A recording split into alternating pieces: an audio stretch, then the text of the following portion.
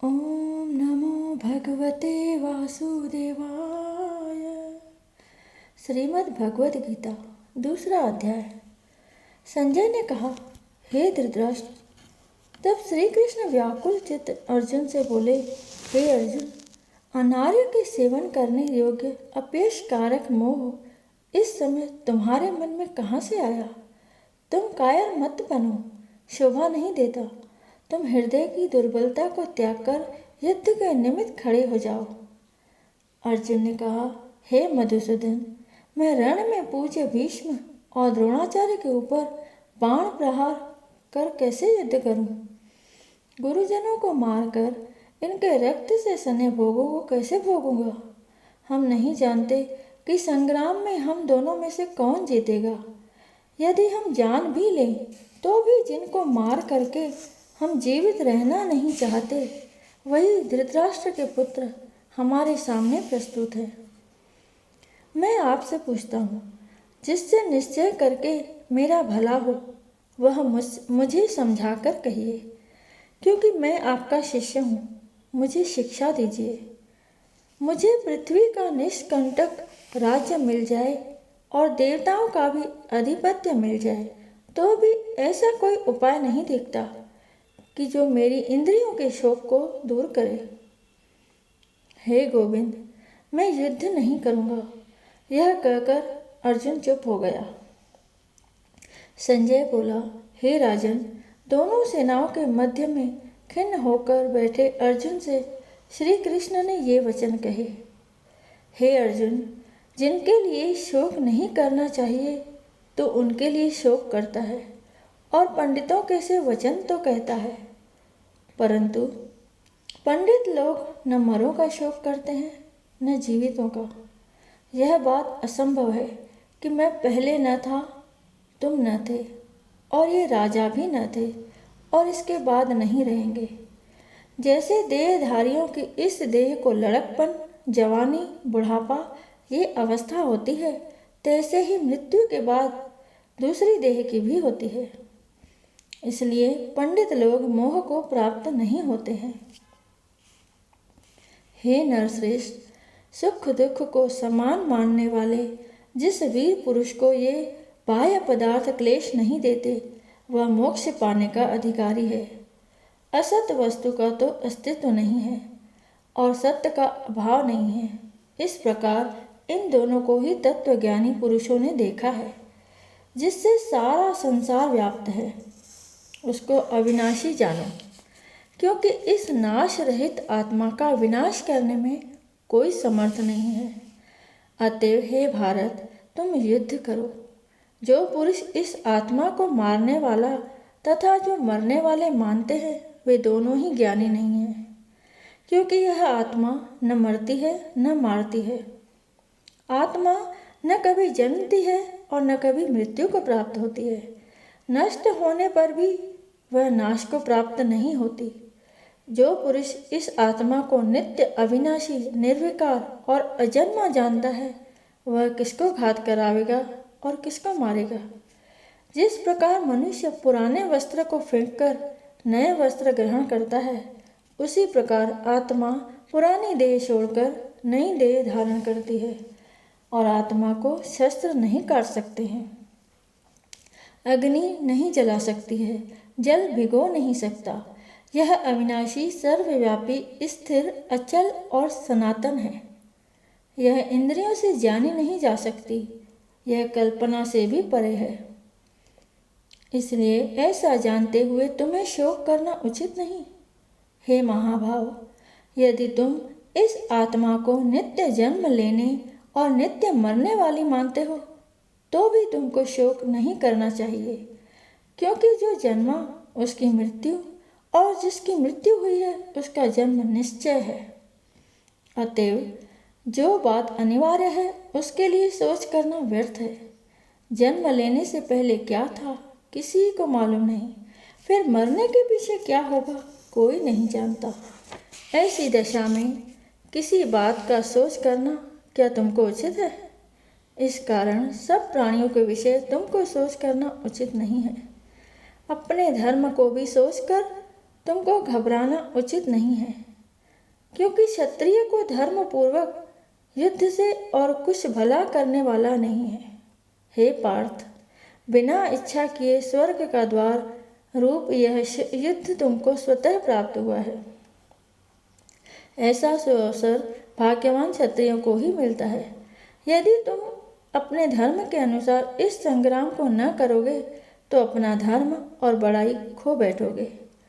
सब लोग सदा तुम्हारी अपकीर्ति करेंगे और प्रतिष्ठा वाले पुरुषों के लिए अपयश का होना मृत्यु से भी बढ़कर है। ये महारथी समझेंगे कि अर्जुन डर कर संग्राम से हट गया और अब तक जो लोग तुम्हारा मान करते थे वे अपयश करने लगेंगे। शत्रु लोग तुम्हारे पराक्रम की निंदा करते हुए अनेक प्रकार के दुर्वचन कहेंगे। इससे बढ़कर दुख तुमको और क्या होगा। यदि तुम युद्ध में नष्ट हो गए तो स्वर्ग का सुख भोगोगे और जीतने पर सब पृथ्वी तल पर राज्य करोगे। इसलिए युद्ध के निमित्त दृढ़ प्रतिज्ञ होकर खड़े हो जाओ। सुख दुख, लाभ हानि, जय पराजय, इनको समान समझकर लड़ने के लिए तैयार हो जाओ। ऐसा करने से तुम पाप को प्राप्त नहीं होगे। हे पार्थ, यह ज्ञान उपदेश ज्ञान योग के विषय में तुझसे कहा गया। अब निष्काम कर्म योग के विषय में सुन। जिस ज्ञान को पाकर कर्म बंधन से तेरी मुक्ति होगी। कर्म योग मार्ग एक बार प्रारंभ किए बिना कर्म का नाश नहीं होता और विघ्न पड़ने पर भी शुभ फल होता है। और इस कर्म का केवल प्रारंभ ही संसार के भय से छुड़ाकर पूर्ण ब्रह्मा प्राप्त कराता है। निश्चय करने वाली बुद्धि इस निष्काम कर्म में एक ही है और कामना वाले पुरुषों की बुद्धि एकाग्र नहीं रहती। हे अर्जुन, अज्ञानी उस पुष्पिता वाणी को ही स्वर्ग सुख से बढ़कर कुछ नहीं समझते। स्वर्ग सुख को ही उत्तम पुरुषार्थ समझते हैं। उनको कामनाओं से चित्त व्याकुल होने के कारण निश्चयात्मक बुद्धि मोक्ष साधन की नहीं उत्पन्न होती, कारण कि उनका चित्त भोगादि में सदैव निमग्न रहता है। जिन मनुष्यों का चित्त इस प्रकार मोह लिप्त है और जिनकी आसक्ति भोग विलास ऐश्वर्य में है, ऐसे पुरुषों के अंतःकरण में निश्चयात्मक बुद्धि नहीं होती है। हे अर्जुन, अनेक जलाशयों में मनुष्य का कार्य सिद्ध नहीं होता है। बड़े जलाशयों से वे सब प्रयोजन अनायास ही सिद्ध हो जाते हैं। उसी तरह संपूर्ण वेदों में कहा हुआ काम कर्मों का फल ब्रह्मा में भक्ति रखने वाले मनुष्य को सहजीवी में प्राप्त होता है। तुमको केवल कर्म करना चाहिए, फल तुम्हारे अधिकार में नहीं। तुम न तो फल की अभिलाषा से काम करो, न निकम्मे ही रहो। फल की आशा त्याग कर कार्य की सफलता को समान मानकर तुम योगस्थ होकर कर्म करो। यही कर्म ज्ञान योग है। बस बुद्धि योग सहित कर्म से अन्य कर्म अत्यंत हीन है। इसलिए तुम बुद्धि योग का आश्रय ग्रहण करो। फल की इच्छा रखने वाले निष्कृष्ट होते हैं। निष्काम कर्म करने वाला पुरुष ईश्वर कृपा से इसी संसार में सुकृत तथा दुष्कृत इन दोनों ही का त्याग कर देता है। इसलिए तुम निष्काम कर्म में प्रवृत्त हो। कर्म फल को त्याग कर ही बुद्धि युक्त ज्ञानी पुरुष जन्म बंधन से हटकर मोक्ष को प्राप्त होते हैं। जब तुम्हारी बुद्धि मोहवन के बाहर निकल जाएगी, जब तुम्हारा मन आगे सुनने वाली तथा हुई बातों से विरक्त हो जाएगा, जिस समय वह निश्चल होकर आत्मा में स्थित होगा, तभी तुमको तत्व ज्ञान प्राप्त होगा। अर्जुन ने पूछा, हे केशव, आत्मस्वरूप में निश्चल बुद्धि वाला किसको कहा है? उसके लक्षण क्या है?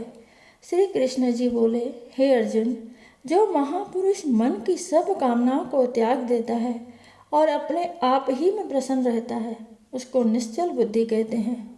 दुख में किसके मन को खेद नहीं होता और सुख में किसको आसक्ति नहीं होती और प्रीति भय क्रोध जिसके जाते रहते हैं, वह महात्मा स्थिर बुद्धि वाला मुनि कहता है।